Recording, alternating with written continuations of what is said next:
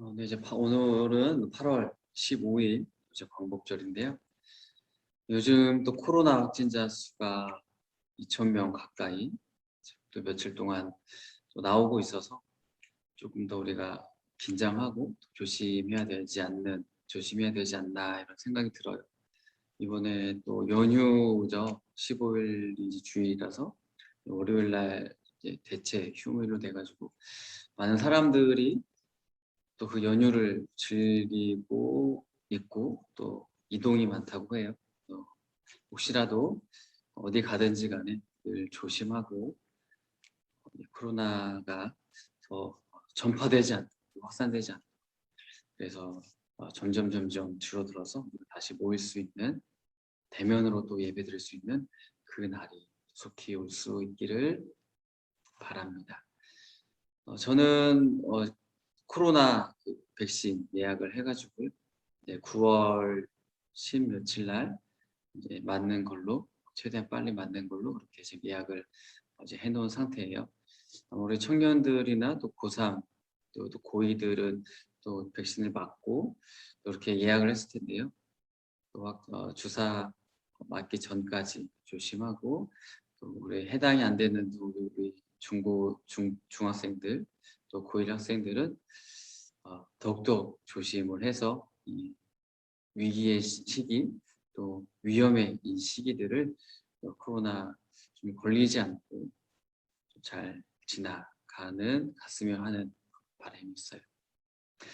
우리 시간에 같이 찬양돼도 좋겠는데요. 온 땅의 주인 되신 주님 한번 찬양을 드리도록 하겠습니다.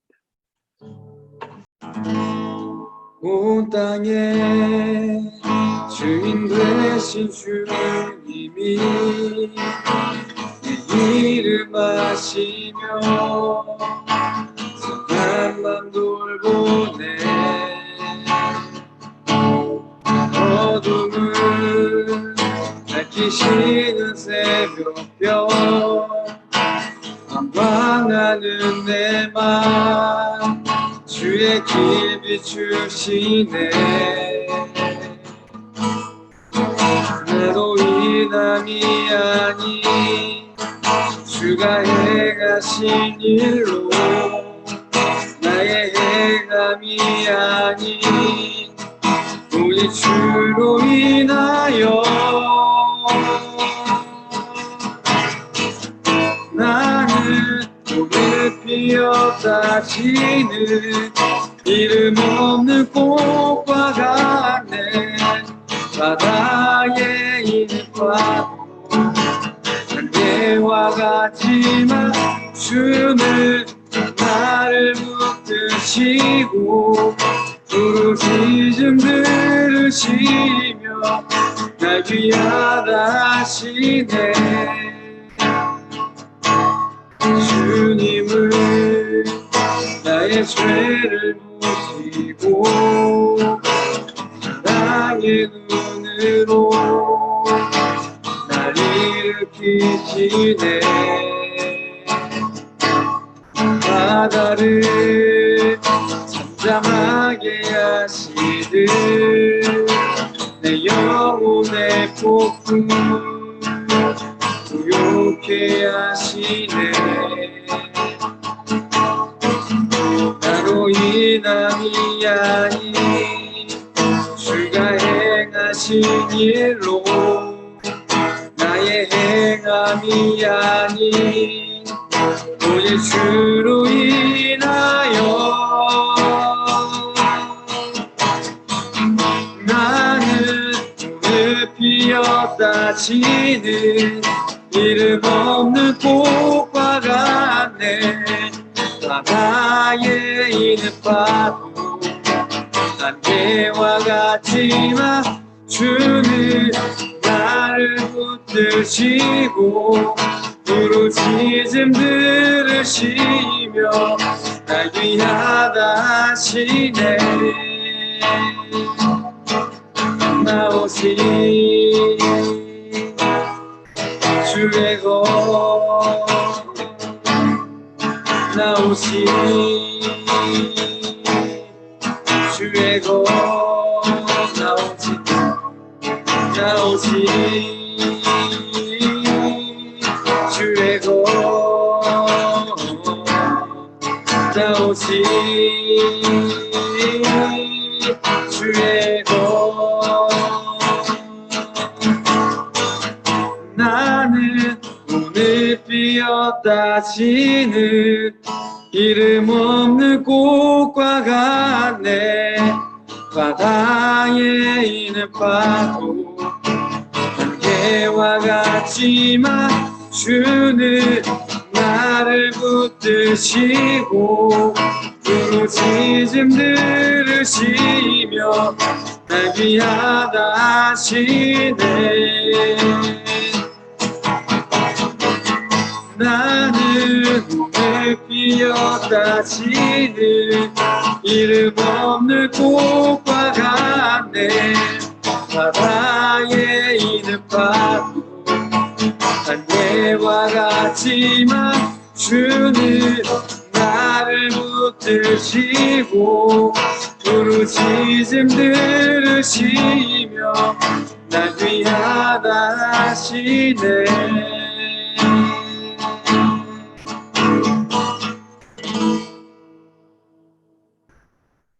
네. 우리가 이제 3주에 걸쳐서 그 여호수아서에 기록된 말씀들 중에서 중요한 사건들을 살펴봤는데요. 첫 번째는 하나님께서 이 여호수아를 이스라엘의 지도자로 세워주셔서 이 물이 넘쳐 흐르던 그 요단강을 멈추게 해주시고 이제 마른 땅처럼 건널 수 있도록 해주신 그 하나님을 기억하고 기념하기 위해서 12개의 돌을 쌓은 사건을 살펴봤었죠. 그 두 번째는 이 이스라엘이 이 요단강을 건넌 다음에 높이 12m, 14m, 두께 2m의 그런 이중 성벽으로 되어 있는 이 여리고 성벽이 하나님의 그 말씀대로 순종했더니 무너지게 되는 그런 사건을 우리가 살펴봤어요.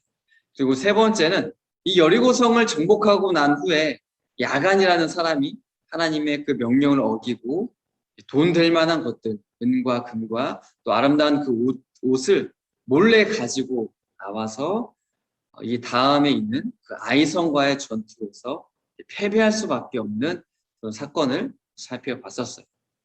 이 외에도 이 여호수아에는 그 하나님의 능력을 보여주는 사건들이 여러 가지 사건들이 기록되어져 있어요.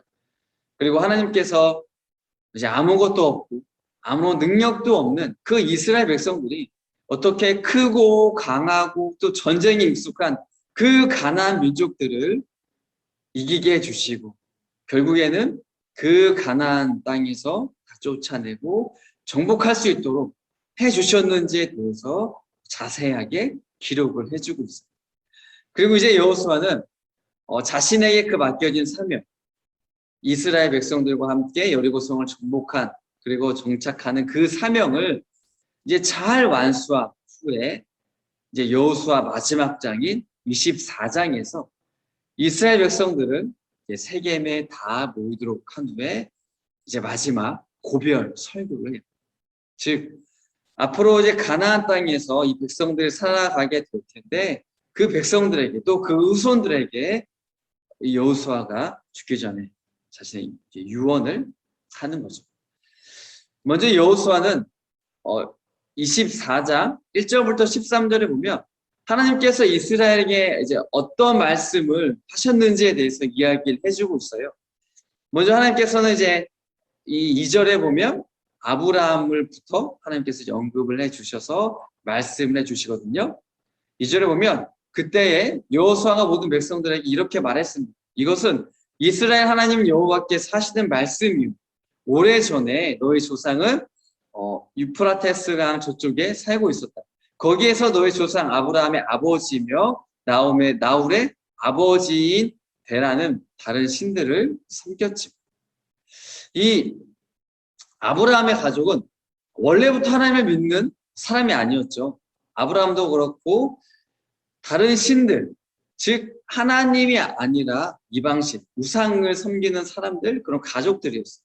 하지만 하나님께서 이 아브라함을 불러주셔서 이제 하나님을 믿고 섬기도록 해주신, 그리고 이 아브라함에게 약속해 주셨듯이 아브라함의 자손을 하늘의 별과 같이 그리고 이 바닷가의 모래와 같이 많게 해주셨던 거예요.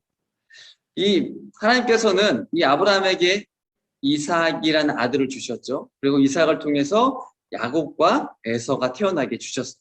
그리고 또 이 야곱을 통해서 야곱의 이름을 이제 이스라엘로 바꿔주시고 그 이스라엘의 아들로 12명의 아들을 하나님이 주셨어요. 그 중에서 요셉을 통해서 요셉은 이제 형들에 의해서 팔려가게 되지만 하나님이 요셉과 함께 하시기 때문에 나중에는 요셉이 애굽의 총리가 되죠.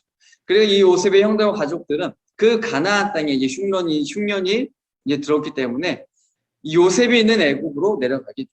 이때 내려간 그 인원수, 요셉의 가족들이 몇 명이었냐면 70명이었어요. 그런데 애굽에서 나올 때에는 430년이 지나서 애굽에서 나올 때에는 그 이스라엘의 가족 70명이었던 사람이 몇 명이 되냐면 장정만 60만 명이었어요.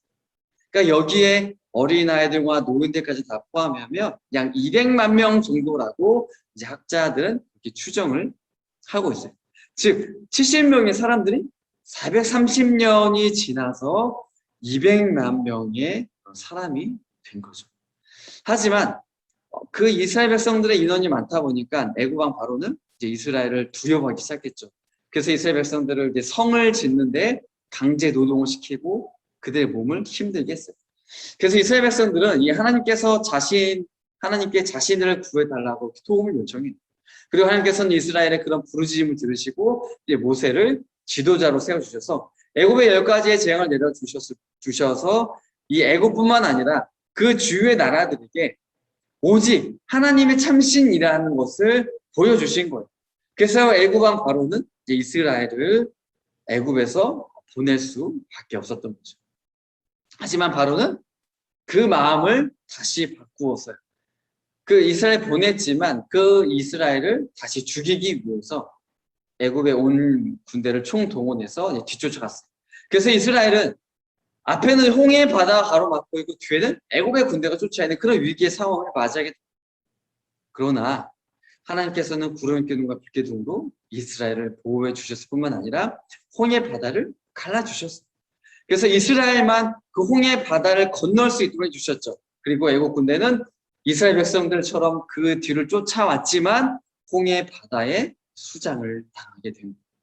그리고 하나님께서는 이 이스라엘에게 약속해 주신 대로 가나안 땅에 살고 있었던 가나안 민족들을 이 여호수아를 중심으로 해서 물리치고 결국에는 이 가나안 땅을 차지하고 그곳에 살 수 있도록 하나님께서 은혜를 베풀어 주셨던 거예요.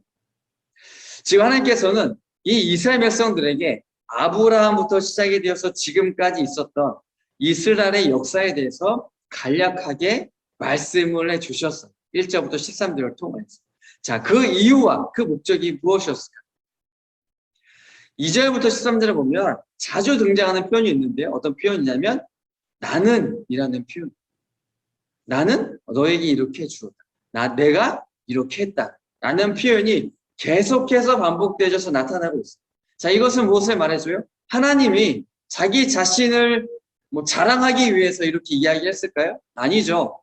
지금 이스라엘과 함께 하시고 그들을 지켜주시고 인도해 주시고 보호해 주신 분이 누구냐? 바로 하나님이시라는. 그리고 하나님께서 그렇게 하신 이유는 이스라엘을 사랑하시기 때문이다. 이것을 보여주기 위해서, 이것을 다시 한번 강조하기 위해서 이 이스라엘 백성들에게 아브라함부터 지금까지 있었던 중요한 그 역사들을 말씀해 주신 거예요. 그것을 누가 했느냐? 내가 했다. 왜? 너희들을 사랑하기 때문이다. 이것을 하나님께서는 이스라엘 백성들에게 말씀해 주신 거예요. 그래서 여호수아는 이제 14절에 보면 이렇게 말을 해주고 있어요. 그리고 나서 여호수아는 백성에게 말했습니다. 이제 여러분은 여호와의 말씀을 들었소. 여러분은 여호와를 존경하고 그분을 온 마음으로 섬겨야 하오. 여러분이 섬기던 거짓 신들을 버리시오. 여러분의 조상은 유파테스강 저쪽과 이집트에서 거짓 신들을 섬겼소. 이제 여러분은 여호와를 섬겨야 하오. 여호수아는 백성들에게 하나님을 존경하고 온 마음으로 섬겨야 한다라고 말을 했죠. 하나님을 존경한다는 말은 어떤 의미예요? 하나님을 소중히 여기고 하나님을 사랑하고 하나님을 본받고 따라간다라는 것을 의미해요. 그리고 온 마음으로 하나님을 섬겨야 한다는 말은 말 그대로 온 마음으로 내가 하나님을 사랑하고 하나님의 말씀을 순종하면서 살아가는 것을, 여기서 중요한 것은 온 마음, 온 마음. 하나님께서 나에게 원하시는 것은 나의 일부가 아니라 나의 마음의 한 부분이야. 하나님은 나의 전 존재, 나의 온 마음, 나의 모든 것을 원하시는 분이세요. 하나님은 나라는 존재에 대해서 작은 것 하나까지도 다 알기를 원하세요. 내 삶 구석구석에 하나님은 다 개입하시기를 원하시는 분이세요. 그만큼 나에게 관심이 있고 나와 소통하고 싶고 나와 교제하고 싶으신 것이 하나님의 마음. 그렇기 때문에 우리 역시도 하나님께서 나의 모든 것을 숨김없이 거짓 없이 다 공유하고 온 마음으로 하나님과 교제하고 하나님을 사랑하고 하나님을 더 원하고 바라는 그런 모습으로 살아가는 그런 우리가 되었으면 좋겠어요. 여호수아는 이스라엘 백성들이 이와 같이 살아가기를 원했어요. 그래서 15절에 보면 하나님과 다른 신들 중에서 이제 너희들이 분명하게 선택을 해야 된다라고 그렇게 이야기를 하고 있어요. 15절에 보면 그러나 여러분은 여호와를 섬기고 싶지 않을지도 모르고 여러분은 오늘 스스로 선택하시고 누구를 섬길 것인가를 결정하시고 여러분이 여러분의 조상이 유프라테스 강 저쪽에서 경배하던 신들을 섬길 수도 있고 이 땅에 살던 아모리 사람의 신들을 섬길 수도 있어. 그러나 나와 내 후손은 여호와를 섬기겠소. 여호수아는 이제 백성들에게 선택할 것을 요구했어요. 지금까지 이스라엘의 역사 속에서 함께 하시고 돌보시고 지켜주시고 사랑해 주신 하나님을 섬기기로 선택할 것인가? 아니면 그럼에도 불구하고 하나님을 버리고 다른 신들을 섬길 것인가? 여호수아는 백성들에게 둘 중에 하나를 선택하라고 말을 했죠. 그러면서 자신과 자신의 후손 오직 하나님만 사랑하고 하나님만 섬길 것이다 라고 그렇게 백성들 앞에서 다짐을 하고 선언을 했어요. 여호수아의 말을 듣고 그리고 여호수아의 이제 선택을 들은 백성들은 이렇게 대답을 합니다. 16절과 18절 제가 한번 읽어볼까요? 그러자 백성들이 대답했습니다. 우리는 결코 여호와를 저버리지 않을 것입니다. 우리는 결코 다른 신들을 섬기지 않을 것입니다. 그러므로 우리도 여호와만 섬기겠습니다. 왜냐하면 그분만이 우리의 하나님이시기 때문입니다. 백성들도 그 여호수아와 같이 결코 우리도 하나님을 버리지 않을 것이다 라고 말을 하고 있어요. 하나님을 버리고 다른 신을 섬기는 일은 절대로 우리가 하지 않겠다라고 다짐을 하는 거예요. 이처럼 백성들도 오직 하나님만 섬기겠다라고 선택한 그 이유가 뭐예요? 하나님이 우리의 하나님이기 때문이다 라고 고백하는 거죠. 그러니까 여호수아도 그렇고 백성들도 그렇고 둘 중에 하나를 선택하는 그 상황에서 하나님을 선택한 그 이유가 뭐예요? 다른 이유가 없어요. 하나님이 하나님이시기 때문에 하나님이 이스라엘의 하나님이기 때문에 하나님이 나의 하나님이 되시기 때문에 하나님을 선택하는 것은 당연하다라는 거예요. 이것은 여호수아와 이스라엘이 하나님을 얼마나 온전히 신뢰하고 사랑하고 있는지를 너무나도 잘 보여주고 있는 그런 고백이죠. 그러면서 백성들이 뭐라고 하냐면 우리의 조상을 애굽에서 이끌어내신 분이 하나님이시라는 것을 우리가 알고 있다. 이렇게 말을 해요. 하나님이 노예였던 우리를 놀라운 기적을 통해서 인도해내셨고 우리가 걸어왔었던 그 광야의 모든 길에서 우리를 지켜주셨다라고 스스로 이제 고백을 하는 거예요. 또한 하나님께서 지금 우리가 정착한 이 가나안 땅에 살고 있는 이 민족들을 이기도록 하나님이 도와주셨다. 그렇기 때문에 우리가 여호와만 섬길 것입니다. 왜냐? 하나님이 우리의 하나님이 되시기 때문입니다. 이것이 백성들의 신앙 고백이었던 거죠. 여호수아가 이러한 이스라엘의 신앙 고백과 그들의 이제 결단을 듣고 말을 하는 거예요. 지금 여러분들이 이제 하나님만 섬기겠다라고 말을 했는데 혹여나 그렇게 하지 못할 수도 있습니다. 만약 여러분들이 하나님을 배반하고 죄를 짓게 된다면 하나님께서는 여러분들을 용서하지 않으실 것입니다. 왜냐하면 하나님은 거룩하시고 질투하시는 하나님이시기 때문입니다. 라고 말을 했어요. 이 말은 뭐예요?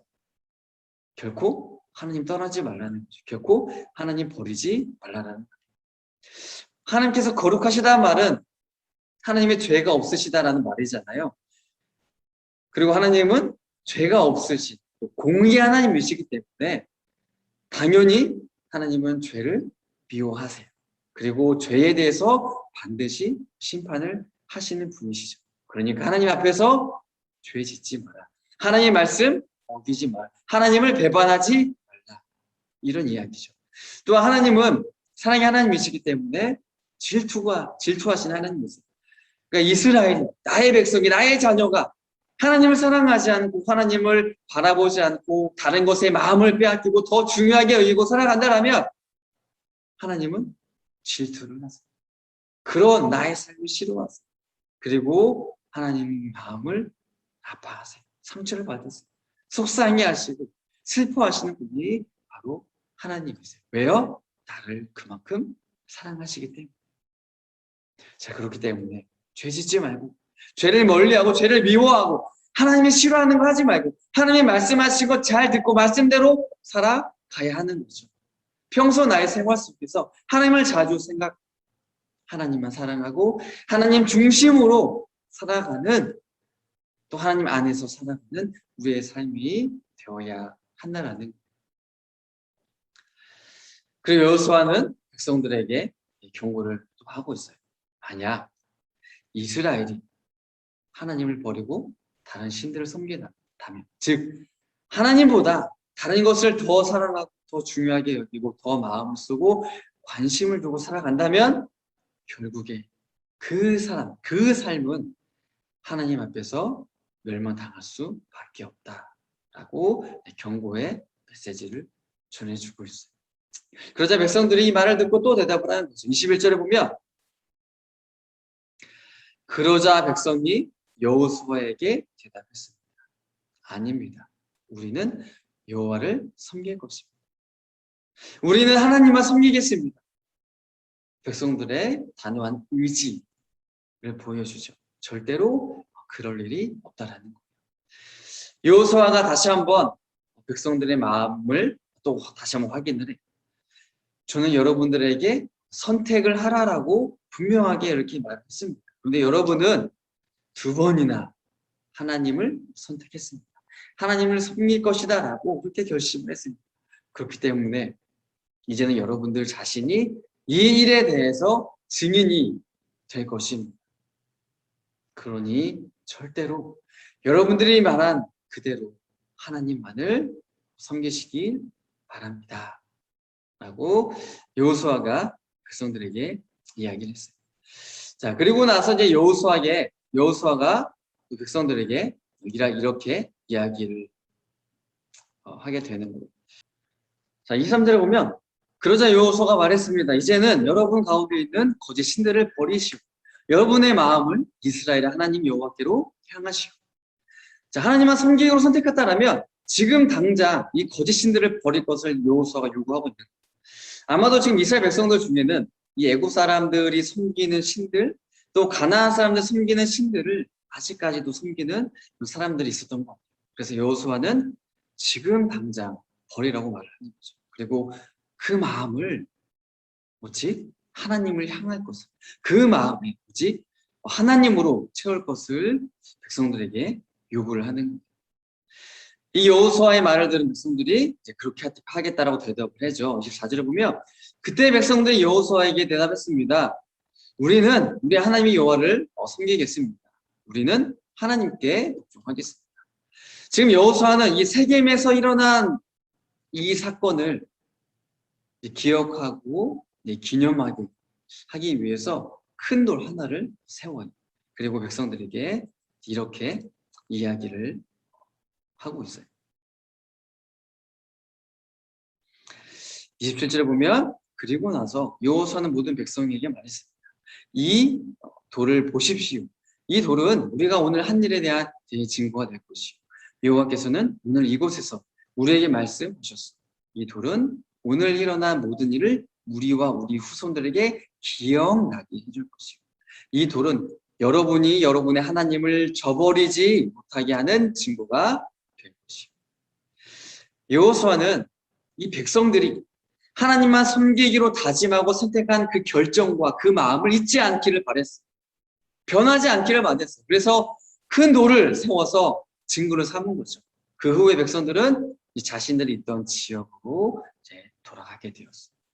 그리고 나서 성경을 보니까 여호수아도 죽음을 맞이했다고 기록을 하고 있어요. 오늘 이 여호수아 24장 이거 살펴봤는데요. 24장의 핵심은 섬김이에요. 섬김. 이 여호수아가 백성들에게 선택을 요구했어요. 무슨 선택이었나요? 하나님을 섬길 것인가? 다른 신들을 섬길 것인가? 그리고 여호수아는 백성들에게 반복해서 우리는 하나님을 섬겨야 한다라고 말을 했어요. 그리고 백성들은 또 여기에 동의를 하면서 우리가 하나님만 섬기겠다라고 반복해서 대답을 하는 거죠. 그러니까 여호수아와 백성들의 그 대화, 오고 가는 대화를 보면 그 주제가 뭐였어요? 하나님을 섬기는 것이죠. 하나님을 섬겨야 한다. 우리가 그렇게 하겠습니다. 하나님을 섬기지 않으면 너는 멸망할 것이다. 우리가 버리지 않을 것이다. 우리가 섬길 것입니다. 라고 계속해서 이런 대화들이 반복되는 것이 여호수아 24장입니다. 그렇다면 왜 하나님을 섬기는 것이 중요할까요? 왜 여호수아는 자신이 죽기 전에 그 마지막 유언으로 그 구별 설교고 다른 주제가 아니라 하나님을 섬기라는 주제로 이야기를 했을까요?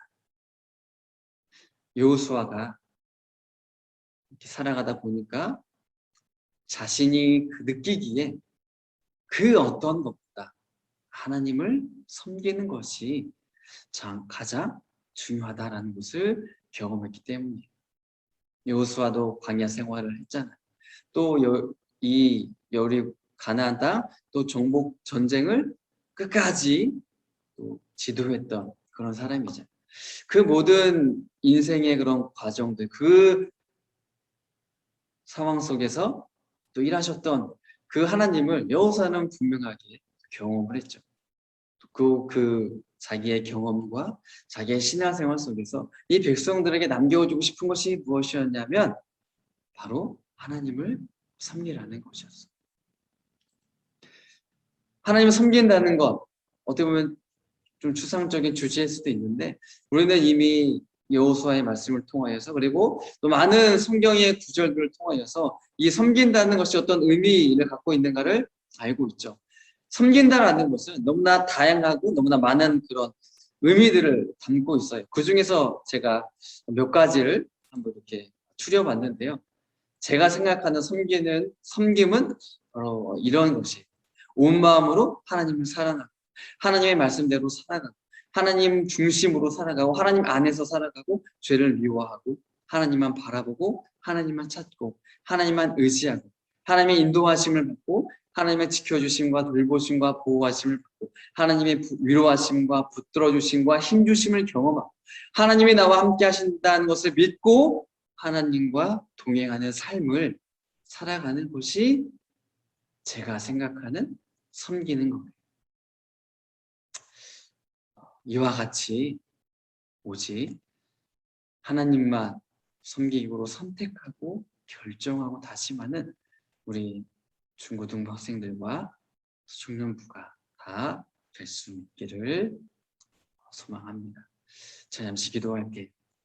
참 좋으신 하나님 감사드립니다.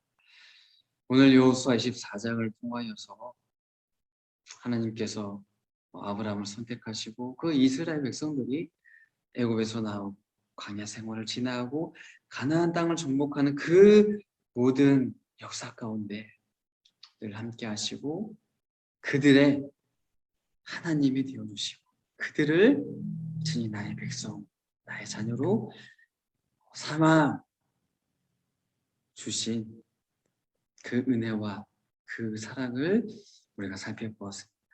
그렇기 때문에 오늘 하나님이 여호수아를 통해서 요구하고 계십니다. 백성들에게 하나님만 섬겨라. 하나님만 사랑해라. 그것이 해야 되는 일이다. 그리고 백성들도 그렇게 하겠다라고 다짐을 했습니다. 하나님, 우리 또한 우리의 인생 가운데서 우리가 신앙생활을 하는 가운데서 어떻게 살아가야 됩니까? 어떠한 신앙인의 모습으로 신앙생활로 살아가야 돼야 하는 것입니까? 다름 아니라 하나님을 섬기는 신앙, 하나님을 섬기는 그런 나의 삶이 될 수 있도록 주님 도와주세요. 이 섬기다라는 단어에는 너무나 많은 그런 신앙의 행위들, 또 신앙의 의미들이 담겨져 있다는 것을 우리는 너무나 잘 알고 있습니다. 주님, 하나님을 내가 할 수 있는 대로, 내가 알고 있는 대로, 내가 깨달은 대로 하나님을 온전하게 섬기는, 하나님만 온전하게 사는, 하나님과 동행하는 그러한 멋진 삶을 살아갈 수 있는 우리 중고등부 청년부 삶이 다 될 수 있도록 도와주세요. 그래서 날마다 나의 삶이 하나님을 섬기고 있는가 바라보고 찾고 믿고 섬기고 말씀에 순종하고 죄를 미워하고 하나님을 사랑하고 이러한 것들의 모습들이 내 삶 속에 내 신앙의 모습 속에 있는가를 늘 점검하고 하나님 떠나지 않고 하나님 버리지 않고